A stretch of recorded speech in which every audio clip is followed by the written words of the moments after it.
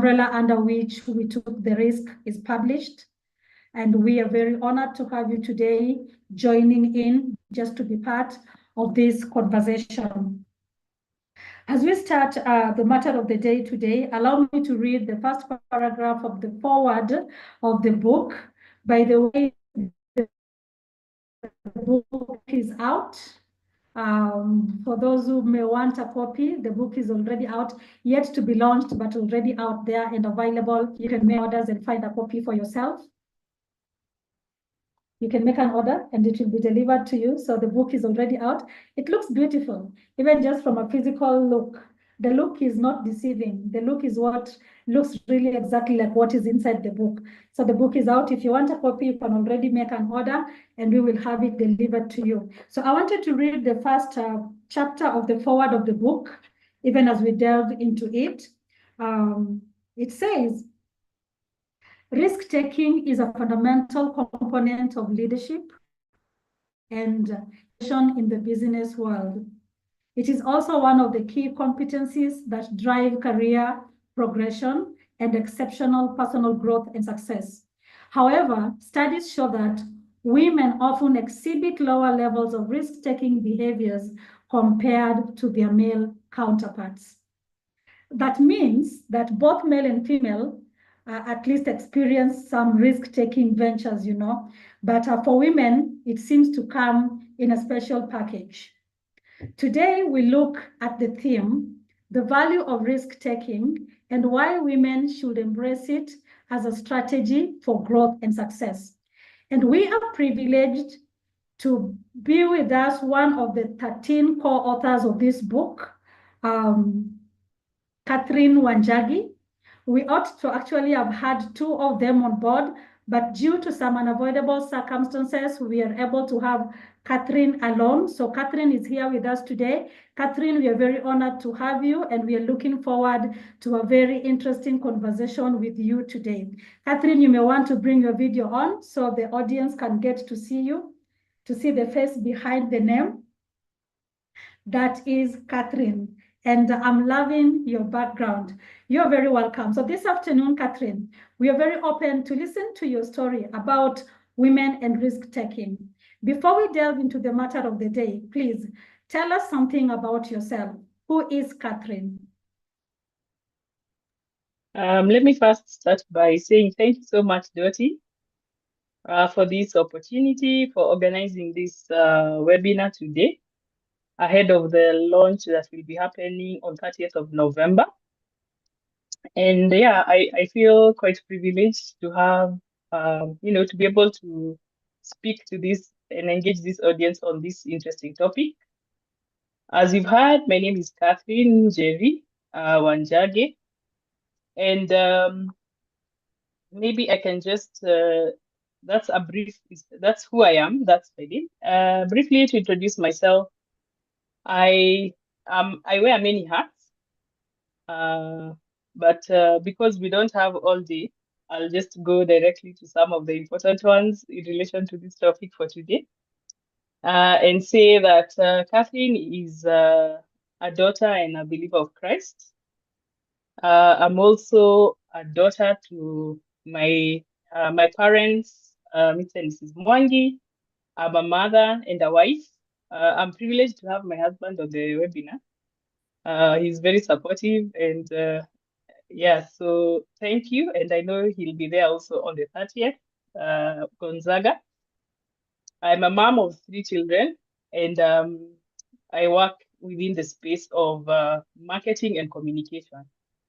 So that is my area of specialty, which I have been in since for about, I would say, 20 years, but formally about 15 years. So yeah, I'm also a leader. I have been a leader throughout my journey from when I was young, all the way up to where I am today. And I currently lead my team, running my own business, which is a marketing and communication agency called Tigrid Marketing Solutions. And that is what I do currently. Yeah, so I think that's me. I'm an entrepreneur. I'm a risk taker. That's why I decided to be part of this journey and to share and inspire other women and also men actually on why it's important to take risks in life. So thank you, Dottie. Thank you, Catherine, for that introduction. We are so honored to have you today. Please, Catherine, would you tell us what your perspective on women and risk-taking is, and how do you see it impacting both personal and professional growth for women today? Okay, I think what I have come to see from different perspectives. Let me start with a personal level.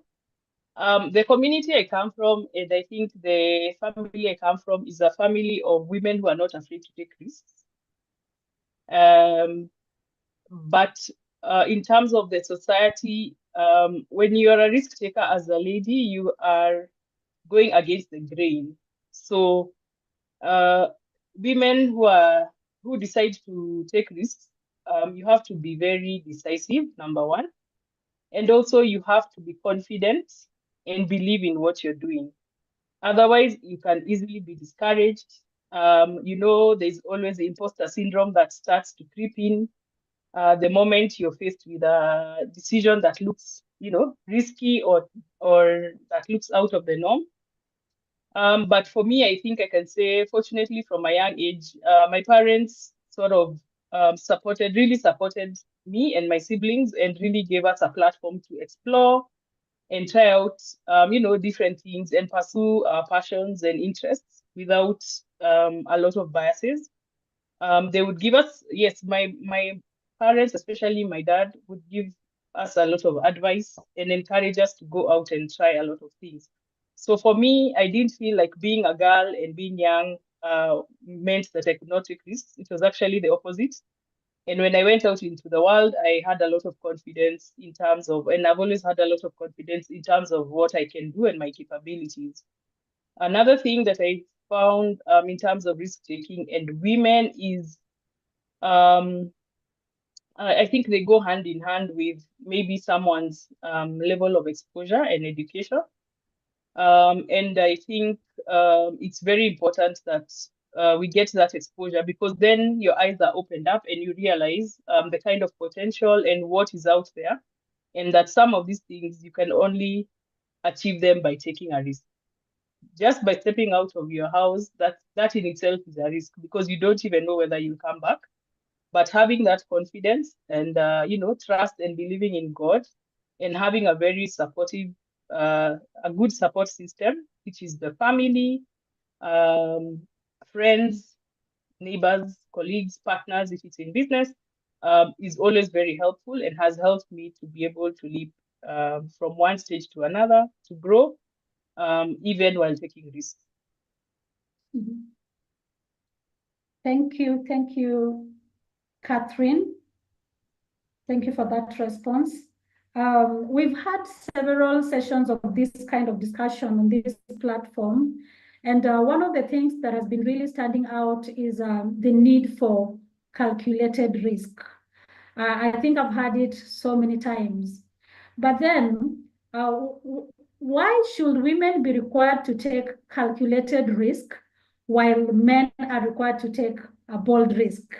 What is your opinion about this distinction, calculated risk versus bold risk? I think, thanks for that. That's an interesting question and perspective. And yes, I've had quite a number of the other writers delve into it.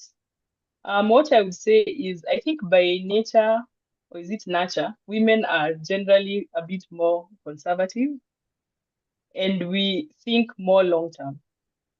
So for us, almost everything has to make sense. It has to add up before you take that risk or make that decision. Whereas I think for men, they sort of have they have a lot of confidence and don't fear dealing with the consequences. So for women, I think we may get bogged down by, other people's opinions.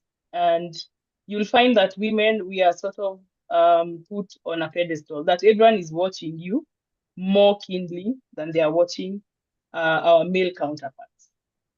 So yes, women will take the risks, and but we will take more time, I believe. Personally, I would take more time to think through something, ask myself a lot of questions before I jump in, and it has to make a lot of sense.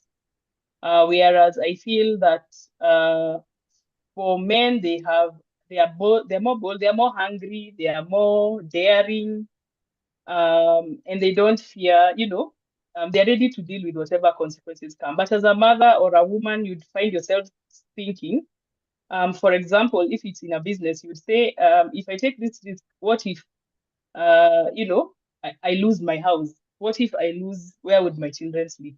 What if I lose, um, my car? How would I commute and with my family? And thinking about, your home and all the people who are relying on you.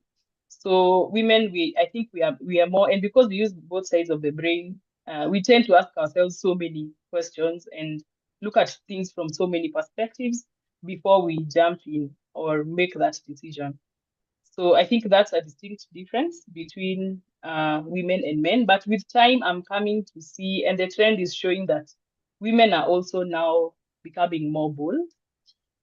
If you look at different scenarios, whether it's in politics, it's in business, you're finding women are more outspoken. They are taking more risks. They are not afraid of doing what their male counterparts are doing, or even doing more. So I think that is now changing, even as culture and as things are evolving in the world that we are living in today. So yeah, I think that's. Yes, listening to you, and you have mentioned the fear of consequences, which is one of the things that is really holding women back. Risk taking sometimes means, dealing with failures or setbacks. How do you personally reframe failure after taking a risk? Personally, yourself, how do you reframe failure? And what advice would you give to someone who is handling such a moment? Personally, I think for me, over time, I've learned not to be too hard on myself, and that it's okay to fail. So not everything that you do or that I do always works out as I had envisioned it to work. So giving myself grace, and what I would advise other women or people to do is take failure as a chance to learn, or as an opportunity for growth, and know that I think we learn best from failure. So using that opportunity to, yes, you may feel disappointed, embarrassed, or discouraged, but always looking at what is the silver lining in all this. What have I learned? What can I do better next time? The same way Thomas Edison tried, creating a bulb so many times until he finally got the solution, is the same way we should also, be resilient. So resilience is very important, and also self-awareness. So through those mistakes, maybe, or failure, is what I normally do is I try to identify, where did I go wrong? What could I have done better? And maybe what in me made me fail? Is it something in me? Even consulting with the right people, of course, because we do have what you call blind spots. I may have a weakness that I'm not aware of that is actually the reason why I've failed in a certain area. But maybe from someone else's perspective, they'd be able to sit me down and tell me, now, look, Kathleen, I think here um, you went wrong by doing this, and that. So maybe try working on it and get some constructive and objective feedback. Because sometimes I feel like women, we are very hard on ourselves. And we sort of have, and you know how women, we like keeping grudges. So we also keep grudges on ourselves, that you hold that failure or that mistake so close to you that anytime anything else that is similar to that comes your way, you just don't even want to interact with it. Whereas I find a lot of men, I don't know if it's by nature or nurture, they tend to easily let go. That I made a mistake, that's that, and I move on and I go to the next thing. And I learn from that and I go. So for me, what I would advise is don't be too hard on yourself. Um, accepting failure as part of life and part of growth. And being very objective and self-aware and knowing that the reason I failed in this area is because I have this and this weaknesses, or maybe my character or is not a fit for that kind of activity or venture and so on. And so once I'm aware of that, then the next time I go into a different scenario or I'm taking up a different, I want to try something new, then I already know myself well enough to know what works and what doesn't work. And I think also consulting people who have been there, because there's no need to reinvent the wheel in some things when other people have actually done them and succeeded. So one of the things I did for a long time is I had a mentor, especially for my career, because sometimes you're trying to navigate, it's new ground, you're dealing with a lot of complex dynamics. But you'll find that just consulting somebody who has been there, it gives you a lot of clarity, confidence, and also peace of mind. And this helps you now to be able to navigate and move, to the next level or to the next thing that you want to do. And instead of trying to relearn from scratch, just picking up advice from other people. So mentorship or coaching is very important, especially when it comes to the career or business area of life.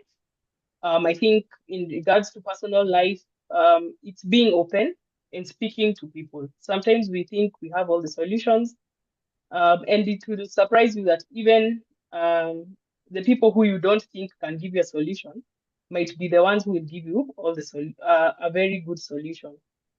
Be it a watchman, be it your house manager or house girl, just by sharing with them, your grandmother who maybe never went to school, but she knows and she has navigated some of those scenarios. So speaking to people, having an open mind and being ready to listen. Yeah, so I think that's what I would say in terms of when it comes to learning from failure. Thank you for that. I think this has come up so many times, the need for having, mentors, someone to look up to. So there is a need for, maybe I would call it a support system, if we can agree on that. Now, having a support system is fundamental. It is very necessary. But then we also realize that as much as we may have people who are really supporting us, we may also have these naysayers, those who have 1,001 reasons why you shouldn't, you can't, don't dare. Have you had your own experience with such kind of people, and how did you navigate that? Yes, for sure I have, and I don't know if I mentioned them in the chapter, in my chapter, but I definitely have had naysayers or people who are just there to frustrate you in your efforts, or who want to ride on your effort without doing anything. So for me, over time, of course, it can be it can be something that can really affect one negatively. But I think what I've come to learn is from it's knowing how to deal with people. So it's also important that as a leader, you get training and get exposure to training to understand different kind of people, what motivates different kind of people, different personalities and how to blend in, and also know your own personality. Are you a sanguine, are you melancholic, so that you're able to know, based on the kind of person I am, what triggers, what are the things that trigger me. Yeah. And of course, some of those things will come out as we interact with people and as we interact with different personalities. So with the naysayers, they'll always be there, but it's important to know how to, ignore the noise, and put them in their place. Because if you focus on them too much, then you lose your plot and you will not achieve what you want to achieve. Of course, you'll also get stressed And this is not good because we know what stress is doing to people nowadays, and all these mental health issues. So, and I think another tool that one can use is clear communication. Clear communication, because some of these naysayers, you may view them like that, but you'll actually realize with time, it's probably because they don't understand you, or they've put you in a certain box where you don't even belong. So having clear expectations and clear communication, and just showing them that what are we trying to achieve. If it's in a team, are you able to sell your vision of what you're trying to do to all of them or to them? And then see how can you bring them to your side. If this, of course, doesn't work, because you'll not always be 100% able to please everybody, then it's to just know, where do I place this person and how do I deal with them so that they don't interfere with my objectives or the goals that I've set and what I'm trying to do. Of course, also dealing with them in a way that is amicable and professional, avoiding too much confrontation, and and just being humble, so that you disarm them. Because the more you try to show them, that you're worth, or show them that you know what you're doing, some of them may take that as a chance to try and put you down.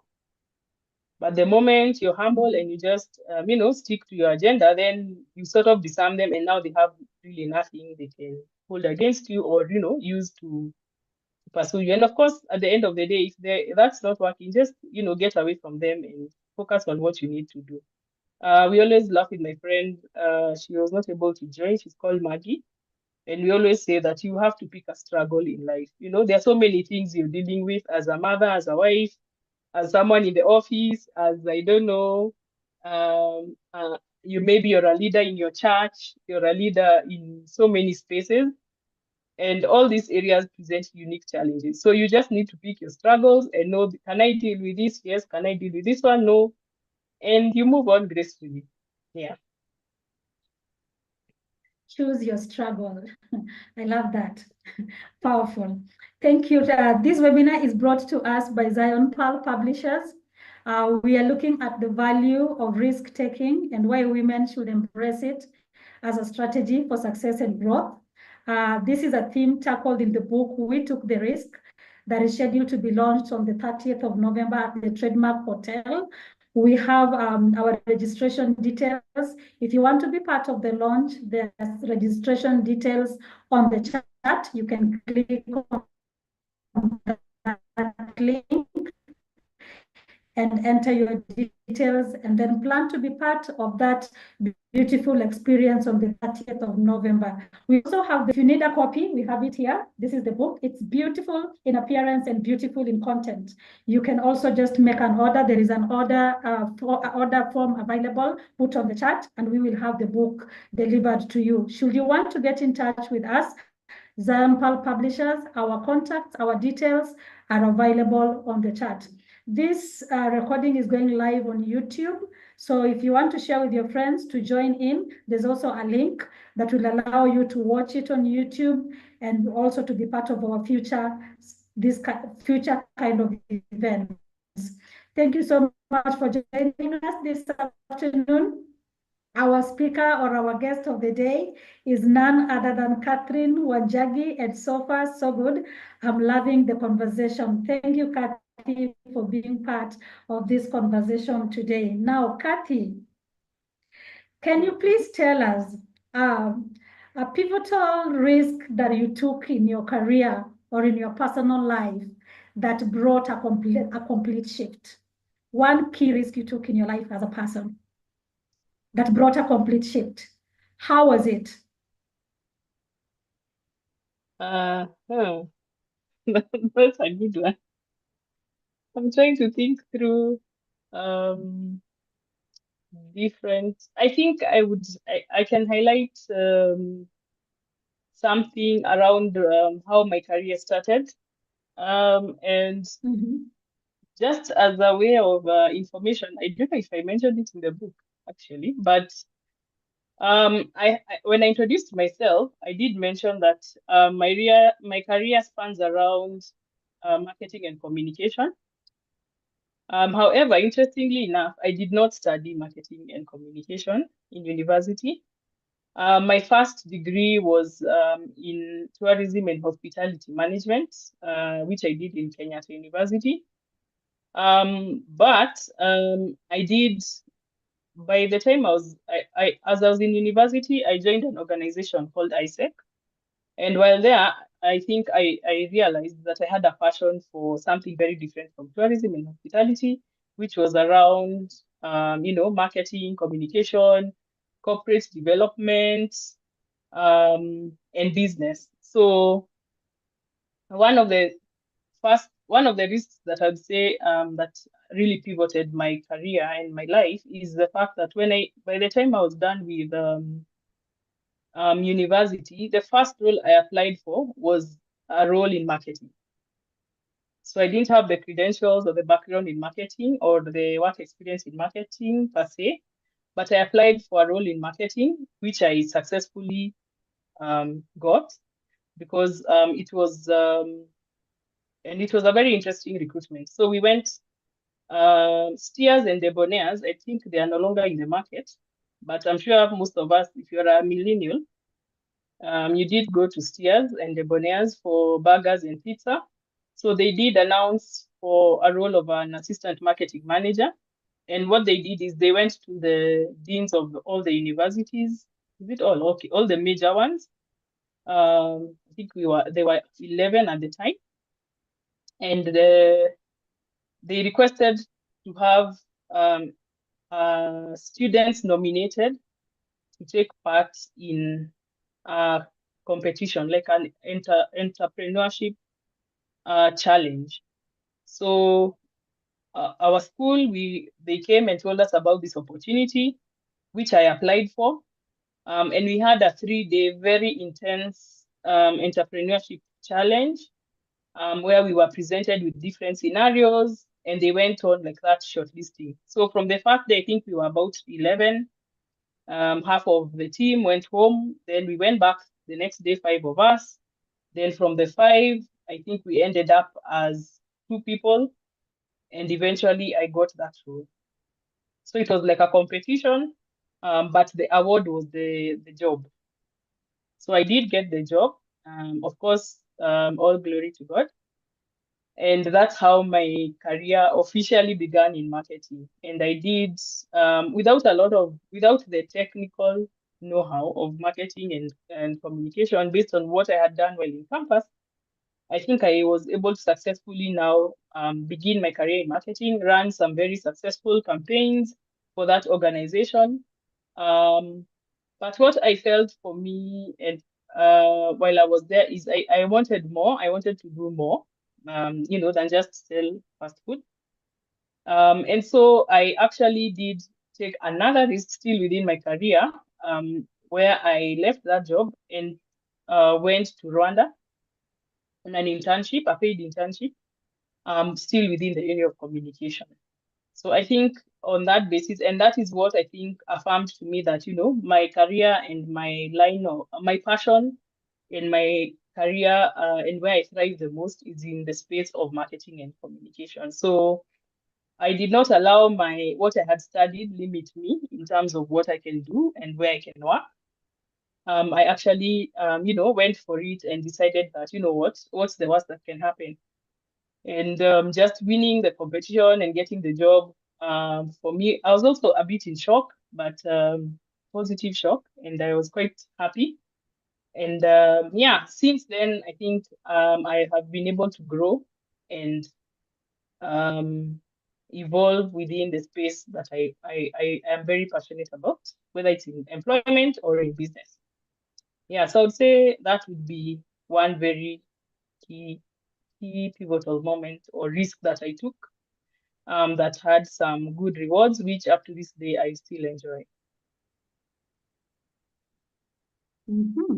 Beautiful story there. So maybe I would just want to know, how did that bring a shift in your attitude about risk taking? And why am I asking this? You know, we've had a series of these conversations here, and your co-authors have been talking about, you know, their tolerance. Some are talking about high appetite, you know. I would want you to just share with us, did the fruitfulness of that risk you took, did it bring a shift in your attitude? And how can you gauge your tolerance, your risk tolerance from that time until today? Okay. That's a good question. I think, yes, for me, that experience did give me a lot of confidence in terms of, you know, the rewards you get when you risk or when you decide to not conform to what society dictates. So for me, yes, it gave me a lot of confidence. In terms of my attitude, I realized that, you know, it sounds very cliche, but you can be what you want to be, and that nobody should limit you, or don't even limit yourself or put yourself in a box and say that since I studied accounting, I can only be an accountant till the day I retire. Or, for example, since I don't have formal education, I can never be employed in the formal sector until the day I die, you know? So it opened up my mind and made me realize that a lot of things in life are, you know, we have a lot of power as human beings, and that the only thing we need to do is put our best foot forward and you know, show people our passion. And when people see that you're authentic and that you're passionate about what you do, some of these other things don't matter. Your credentials, you know, where you went to school, what tribe you come from, and all these other biases that tend to come up. So for me, that's what I learned through that experience. In terms of my tolerance for risk, I think it's my appetite for risk went even higher.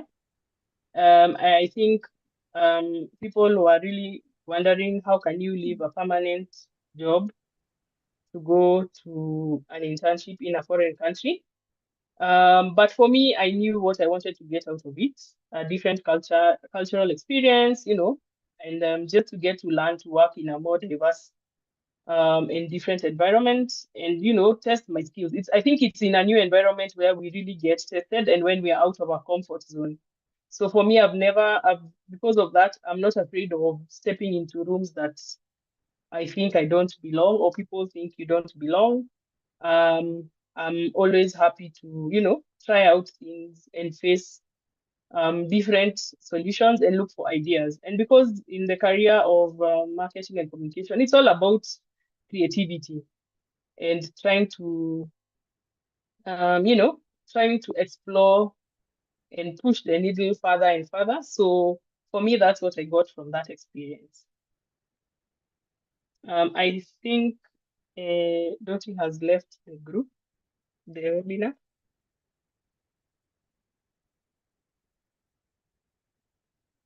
But I hope she should be back shortly. Welcome back. We can't hear you. You're muted. So when I'm kicked out and when I get back, I get back muted. So if I don't remember to unmute, I stay unmuted. I'm very sorry for that. So this webinar is brought to us by Zion Pearl Publishers, the organization behind the She Leads project, under which the book We Took the Risk is published. The book is to be launched on the 30th of November at the Trademark Hotel. Like I said, this book is authored by 13 women leaders sharing their experiences on risk-taking, the value of it, and why women should embrace it as a strategy for growth and success. Together with us is just one of them, Catherine Wanjagi, who is here openly sharing her stories. Hopefully that we get to learn something from her experience, even as we look forward to read not just her chapter, but all the chapters of the book. Now, Catherine, I feel like digressing a little bit, and not digressing in a negative way. I love your title. I love the title of your chapter. And I'm so eager to hear you speak about it. So why that choice of a title? And can you just let us know what is one out of the many things you have tackled in that chapter? Okay. Well, um, contrary to popular belief, or I, I, I, I tend to, people tend to tell me that I have a very serious look, that I look like a no-nonsense person. But on the contrary, I'm actually somebody who enjoys humor and, light moments, a lot of light moments. So for me, what I thought when I was captioning the book, the title of, I mean, the chapter, my chapter was, something light, with a bit of humor, but also that sort of gives, gives my story, my chapter, a sense of life. I don't know if people know the title. Maybe I can share. Um, so, and that's why I titled it as The Bold, the Brave, and the Battock's First Risk Taker. The last part of it is just, I think, for memorability, because from what my mom and my dad have narrated to me several times, is that I was born in a very special way, um, many years ago. And well, after they had gone to hospital, now it was my time to make my entry into the world. I actually came out with my bum first. Sorry for using that language.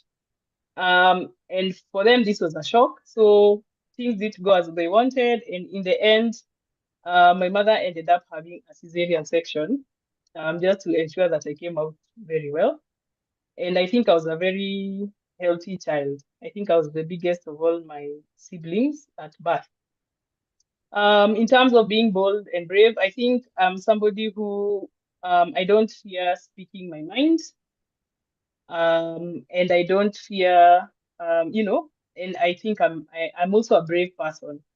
That, as I have mentioned before, and these traits have helped me to, be able to take risks and be able to, face the unknown and face situations which would uh, um, traditionally make me be fearful. So that's where the title came from. And if you look at the scenarios, because I was basically just highlighting some of the scenarios where I feel my risk-taking um, abilities, or my attitude, comes out strongly. A lot of them were situations where I had to, just be bold and decide, what's the worst that can happen? Let me just try it. It's not a life or death situation. And that's what uh, has sort of, I have highlighted in the book, in the different scenarios that I brought up. Yeah, so I think that's what I would have to say about the title. I don't want to give off too much, because I want people to read and get surprised, I hope, or get some good insights from my story. Thank you for that. You have withheld a lot. You have withheld a lot, but that's okay. Let people get a copy of the book and read for themselves. Actually, I want to agree with you. You appear to be you appear like a no-nonsense person, but reading your book brings you out as a very humorous person, very interesting, captivating. And I know it's going to be a good read. For whoever this book gets into their hand, they will enjoy. They will enjoy every other chapter, particularly your chapter is going to stand out for specific reasons that I will not talk about. Let them get the copy of the book and read for themselves. So, what advice would you give to a woman who is ready to take risk, but they feel held back by self-doubt? Sometimes we get ourselves to a place where we are indecisive. There is need for you to maybe move to something else, but then you're not so sure. There's a lot of self-doubt. You really don't know what to do. What kind of advice would you give to such a person? Um, as I think I had touched on it a bit, but I talked about the imposter syndrome. And this syndrome is majorly carried by women. So what I would advise somebody who maybe finds themselves in scenarios where you're feeling like you're not capable, you're doubting yourself, is first of all to acknowledge that that syndrome exists, read about it, get to learn about it, and know at what point or in which parts of your life does that present itself. Because, for example, as a mother, um, if you've been a mother for 20 years, you'll not doubt yourself when you're a grandmother because you've been through that experience for so many years, for example. But now, if faced with a new situation or a new scenario, then you now have to start. That's where now it will creep in, and you'll be like, okay. For instance, you're applying for a new role, an opportunity has come up within your organization, and people are actually even telling you, Dottie, I think you're the best person who can fill this role. But yourself, you start asking yourself, oh, I've not done a leadership course. Maybe you will start saying, how can I take up such a role? And yet the people at that level are all driving cars and I'm not, So very small and very things which are trivial, but when at that moment in time they seem very important and very justified, start creeping into your mind. So what I say is you need to have a support system and consult the right people who you aspire to be like them, first of all, so that and people who have walked a journey of and have grown in whatever area that is. So maybe it's in your career, maybe it's in your education life and things like that. So I would just advise them to, of course, also pray and seek guidance from the good book, which has all the solutions. And then surround yourself with people who will help you to overcome that barrier. We're always told that you'll become like the 5 people who you spend the most time with. So if you are spending the 5 people who you spend the most time with are your subordinates, then already there's a question mark. But if the 5 people who you spend time with are maybe you aspire to become a CEO or a top entrepreneur within your sector, look for people in that space who are thriving, who are growing, who have made it, and aspire to and be intentional about spending time with them, seeking their guidance and advice, reading and following what they do, if they've written books and things like that, so that you also open up your mind to those possibilities. I think also self-doubt and all that comes with when we limit our imagination and our thinking and never picture ourselves at that level. So maybe you're thinking, it's time now I go out and run my own business, but you're always thinking, oh, what if at the end of the month I don't have enough money? What if at the end of the month? But what if at the end of the month you have more than the money you're making? So it's also about our attitude and just flipping the way we think, flipping the coin and saying, what if? What are the possibilities?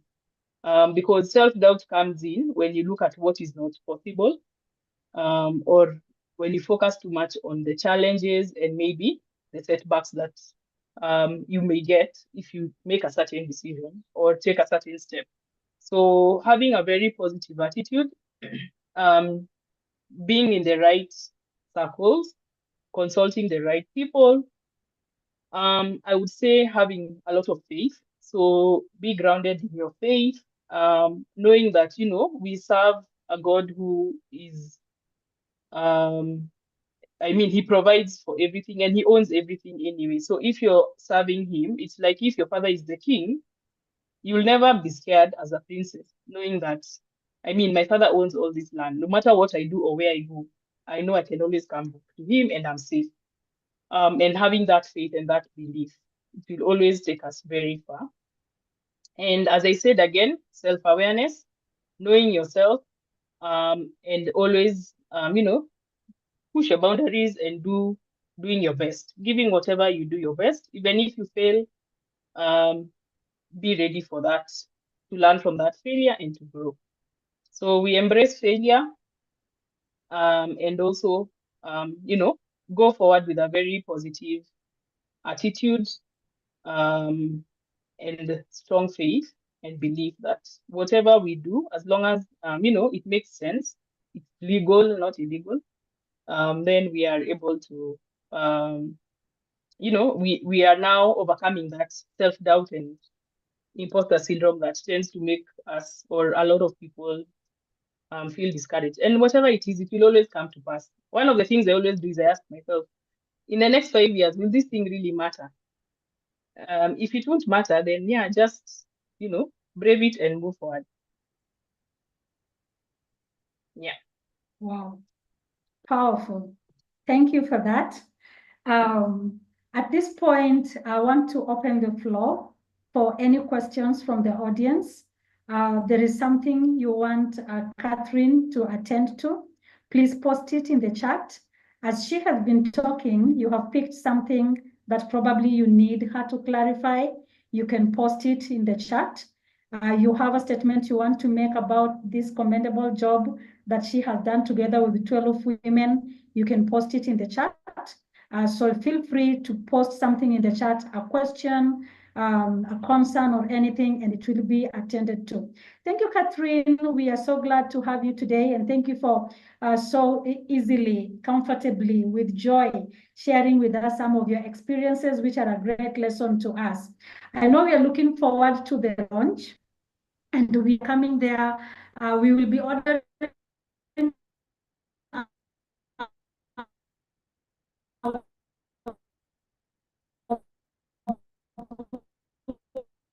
ahead of the launch, or what do you promise us as the audience of the day? Hello, Dottie, I didn't get your question. You are breaking. I don't know if it's on my end. Can you hear me now? Yes. Hello? Okay, so Yes, I my can hear. question is, Mm-hmm. we will be coming for the launch. I will be present by default. And I know there are people here who are also planning to come to the launch. We probably will be coming already having copies of the book or coming to also pick the book. But other than that, what should we anticipate? What should we expect on that day? So I just want to know, what are you promising us as the audience of the day? Okay, thank you for that question. Well, I don't want to, as I said, I don't want to give away too much. But what I know is, and having read the book, some of the chapters in the book, is that it will be a very rich and insightful networking event, and empowering, because one of the best ways that we grow is from learning from other people's experiences. So I want to encourage everyone here to come, bring a friend, and let's network, let's talk, let's have those conversations that will help all of us to, embrace risk taking as one of the things that we do, that will help us to, grow and live our purpose on this earth. So I want to encourage everyone. I know there'll be a lot of goodies from Zion Hall, which I'm also looking forward to. Yeah, so I want to invite everybody to come. We grow, learn, and network, and share experiences together, and get to hear from all the other women. As you've heard, we are 13 of us, drawn from very different backgrounds. So I know it will be a very rich and insightful experience. So karibuni nyote.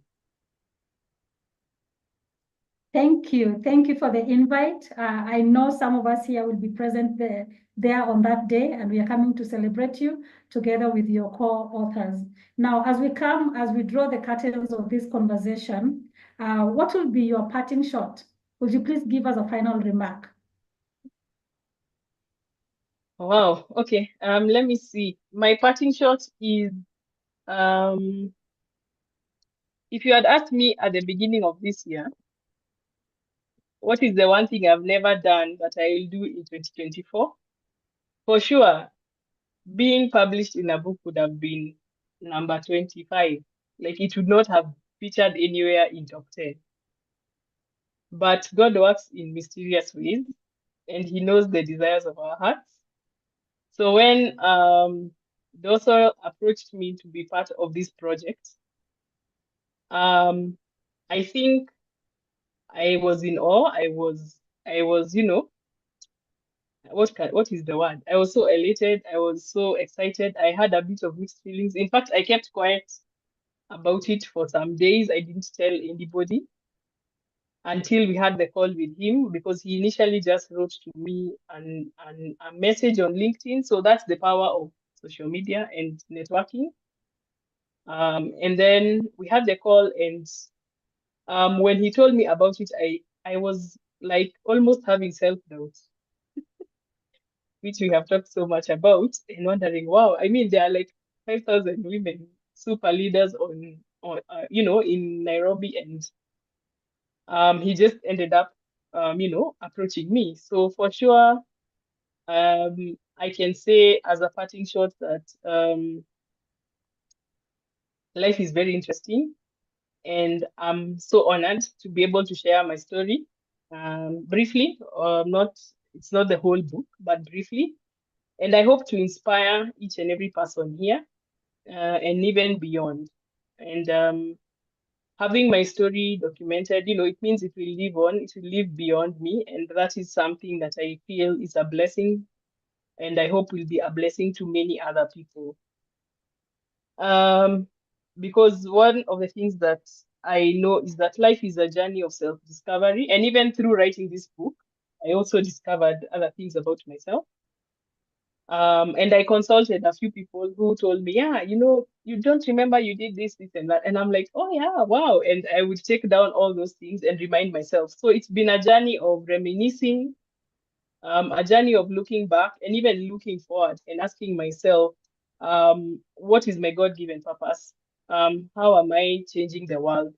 What can I do to make um, life for other people better and to make the world generally a better place? And I think this book has given me some direction and inspiration to do that. So I'm really grateful. Let me give my vote of thanks as part of the parting shot. I'm really grateful for everyone who's taken their time. You're not many, so I can mention you all by name. Susan, Mercy, both scholars, the scholar Musau and Mwangi, my dear husband Gonzaga, Maria, my sister, Lucy, my dear friend and neighbor, Marie. Marie has joined us all the way from Paris. Welcome, Marie, and thank you for being part of this. She's my very good friend and former colleague. Faith, I think if it's the Faith I'm thinking, we worked with her.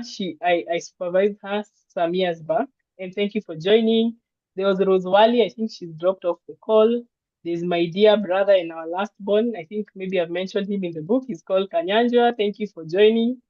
So as you can see, and of course, Beatrice, Wanjiro, and everyone else who maybe may have dropped off at this point, Janet, and thank you all for taking your time, sparing an hour of your busy day to just come in and listen to what we had to share, what I had to share. I hope it's given you something worth thinking about after this. And I look forward to interacting with all of you further and seeing you at the launch if you'll make it. And have a beautiful evening. And thank you, Doti, for being a super moderator, for and for organizing this webinar and everything that you have done to make this possible today. May you all be blessed and do have a lovely evening. And see you on 30th. Thank you so much. Thank you so much. We can't go off without reading some beautiful comments that have just come up on the chat. So allow me just to read them so everyone can hear as much as they may be directed directly to you. So Emma says, my takeaways so far are the importance of a mentor.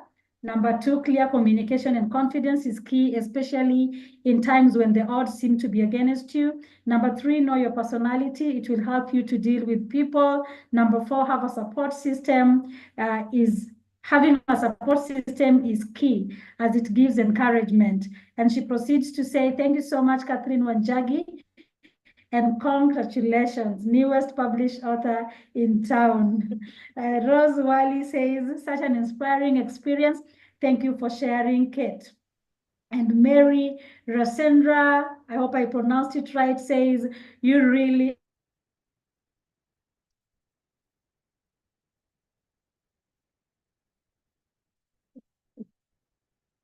glowing up to France. Thank you for sharing. All the best. For them to say thank you so much for everyone that has been on this call. You have made this conversation possible, and we appreciate you so much. A special thank you to our guest of the day, Catherine Wanjagi. It was an honor having you, and I've loved the conversation. Thank you for coming, and God bless you. I can't forget to thank the Zion Pearl team that is behind the scenes. I'm the one appearing on the screen, but behind me, there are people making this possible. A special thanks to them. And how can I not give a special thank you to the founder of this project, Mr. Doso Radido. He's currently going by the name he for she, and we appreciate him so much. So thank you everyone for making this possible. We come to the close of this conversation. It was nice having you, and we give you a special invitation to the launch happening on the 30th of November at the Trademark Hotel. Looking forward to seeing you all, and do have a beautiful evening. Kwaherini. Thank you and bye. Bye.